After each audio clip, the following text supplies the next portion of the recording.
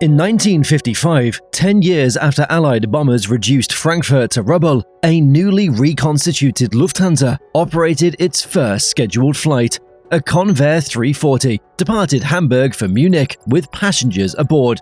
The airline had almost nothing. What it had was a name, a crane logo, and the full financial backing of a West German government desperate to prove its industrial rebirth to the world. Within 3 decades, Lufthansa became the symbol of German precision applied to aviation, meticulous operations, powerful hubs at Frankfurt and Munich. It had held 5-star Skytrax rating since 2017. For business travelers crossing the Atlantic or connecting through Central Europe, Lufthansa wasn't just an option, it was the default. Yet by 2024, the airline group posted record revenues, while its core German brand, the one carrying the Lufthansa name on the fuselage, reported an operating loss of 94 million euros. The group launched a transformation program to restore Lufthansa's glory.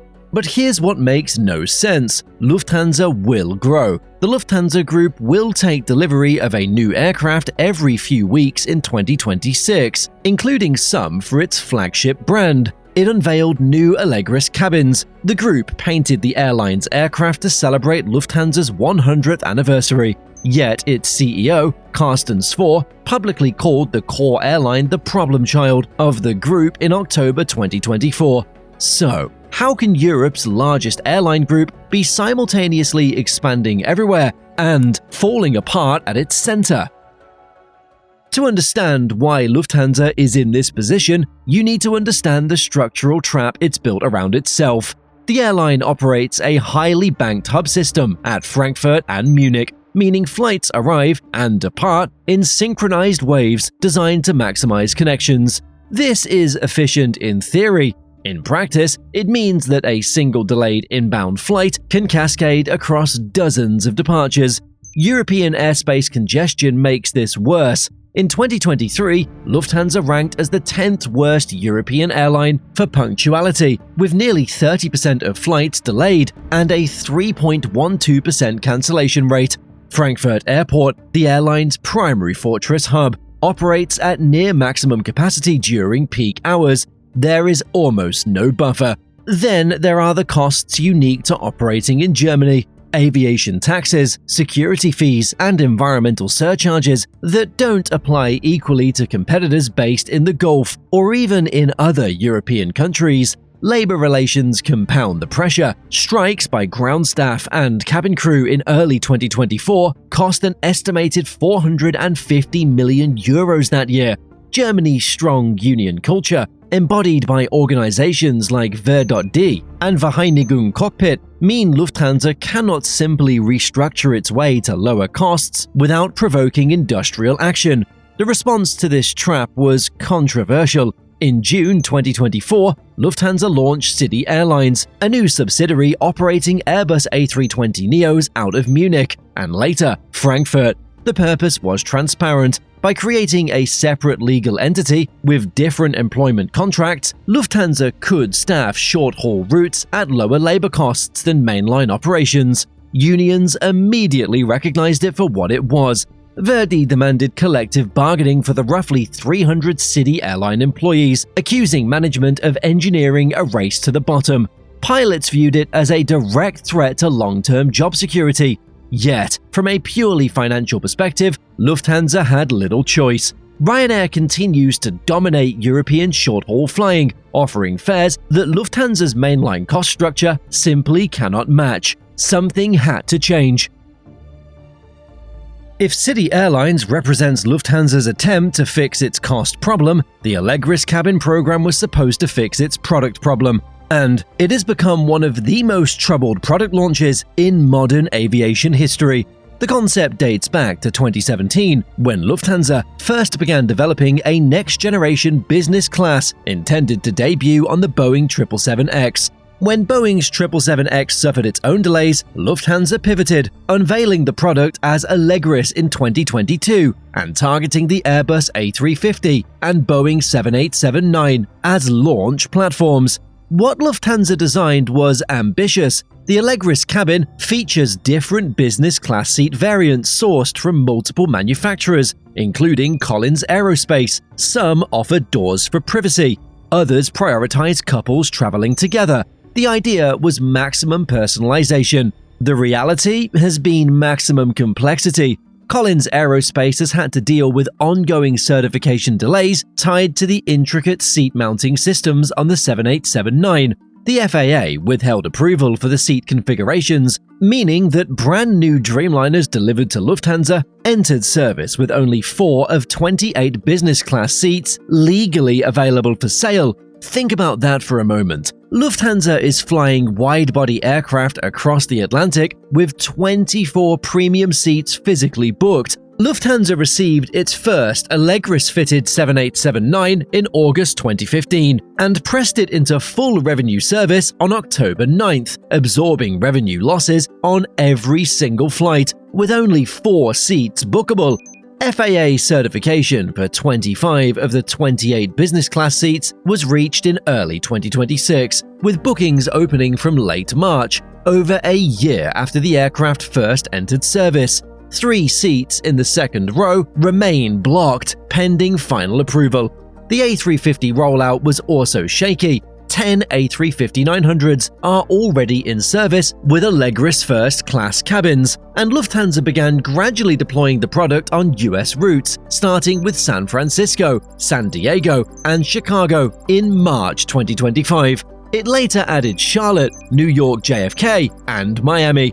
Even then, the first A350-900 equipped with Allegris arrived in Munich without its first-class cabins. The cabin's wall read that first class was still loading. There are still retrofit plans for all 19 Boeing 747-8 aircraft, including an Allegris first-class cabin on 15 of them. The A380 fleet will receive Thomson Vantage XL seats rather than the full Allegris treatment. When Allegris works, the numbers are compelling. Higher yields, better NPS scores, and improved revenue generation compared to its older aircraft that do not have the Allegris cabins. But a product that passengers can't actually sit in generates none of those benefits, and every month of delay is a month where long-haul travelers compare Lufthansa's aging cabins to what Emirates, Qatar Airways, and Etihad Airways are offering right now. This is where the competitive picture becomes genuinely threatening. For years, the 3 dominant Gulf carriers have been systematically capturing European premium traffic to Asia, Africa, and Australia. Emirates routes passengers through Dubai, Qatar Airways through Doha, Etihad Airways through Abu Dhabi.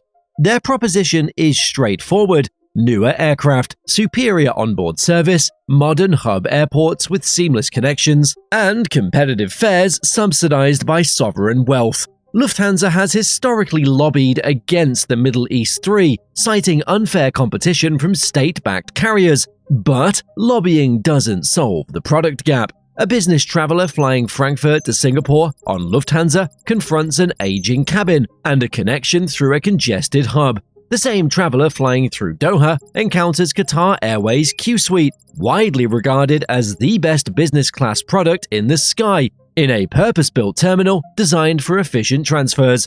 Lufthansa isn't just losing passengers to Gulf carriers on eastern routes, it's losing the perception battle among precisely the premium travelers it needs most. Meanwhile, Ryanair continues its dominance of European short-haul. Michael O'Leary has actually praised Carsten Spohr, calling his management of the German labor environment a terrific job, which from Ryanair's CEO reads less like a compliment and more like an acknowledgement that Lufthansa's problems are structural rather than managerial.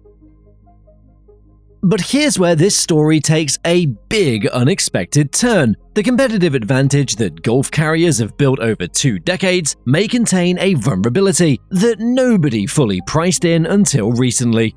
Rising geopolitical tensions across the Middle East, escalating into a full-blown war, have exposed a fundamental risk in hub and spoke networks centered on the Gulf. Airspace closures forced costly detours for Asian services, increasing fuel burn and extending flight times. Yet, the same instability that hurts Lufthansa's connections affects Gulf carriers far more profoundly. Emirates, Qatar Airways, and Etihad Airways don't just transit through the Middle East, they exist because of the Middle East. Their entire business models depend on passengers willingly connecting through a region that is now associated with military conflict, airspace restrictions, and geopolitical uncertainty. If that pressure grows, if conflicts escalate or persist long enough to reshape traveler psychology, the calculus changes dramatically. Passengers who once viewed Dubai as a convenient waypoint might begin viewing it as a risk. Corporate travel departments that routed employees through Doha might reconsider. This doesn't mean Gulf carriers collapse. Emirates alone operates hundreds of aircraft and carries tens of millions of passengers. Qatar Airways has invested billions in fleet and infrastructure. These are resilient organizations. But the assumption that connecting through the Middle East is always preferable to a direct European routing is no longer absolute, and that subtle shift in perception could matter enormously for airlines like Lufthansa that offer direct long-haul flights from European hubs. The aviation industry has always measured airlines by on-time performance, fleet size, passenger satisfaction scores, and quarterly earnings. By every one of those traditional metrics, Lufthansa's core brand is struggling. The 2022 Skytrax downgrade from 5 stars to 4 stars, the €94 million operating loss, the Allegris certification debacle. These are not minor issues. They represent a genuine erosion of the brand equity that took decades to build. Yet, Lufthansa's management appears to be making a calculated wager. SFOR has labeled 2025 a year of transformation, targeting an operating margin of at least 8% by 2028. And in 2025, Lufthansa, the airline, was once again operationally profitable. City airlines absorb short-haul cost pressure.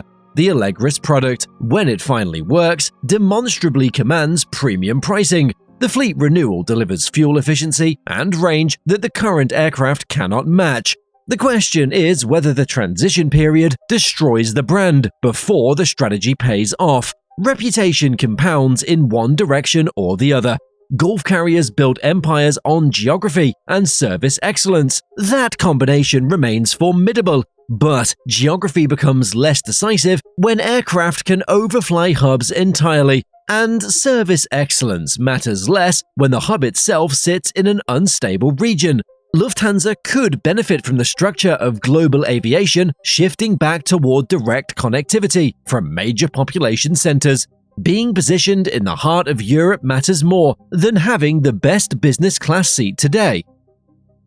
In 1955, Lufthansa launched with nothing except a name, a crane logo, and the conviction that Germany's place in global aviation could be rebuilt from wreckage. The early routes were modest, the aircraft were borrowed, the ambition was not. 7 decades later, Lufthansa faces a different kind of rebuilding. Not from physical destruction, but from strategic drift, product failure, and competitive erosion that accumulated slowly enough to be dismissed until it couldn't be. When the first fully certified Allegris cabin finally enters unrestricted commercial service, when the 777-9s begin arriving from Boeing and Lufthansa completes its turnaround plan, it will be a formidable competitor in Europe and the world. Lufthansa is trying to prove that a legacy carrier weighed down by German costs, union politics, and certification disasters can transform itself while the geopolitical ground shifts beneath its competitors' feet. The question isn't whether Lufthansa is falling apart, parts of it clearly are. The question is whether the rest of the aviation industry is really paying attention to what it's building underneath. Hey, before you go, the YouTube algorithm thinks you're going to like this video next, so why not check it out?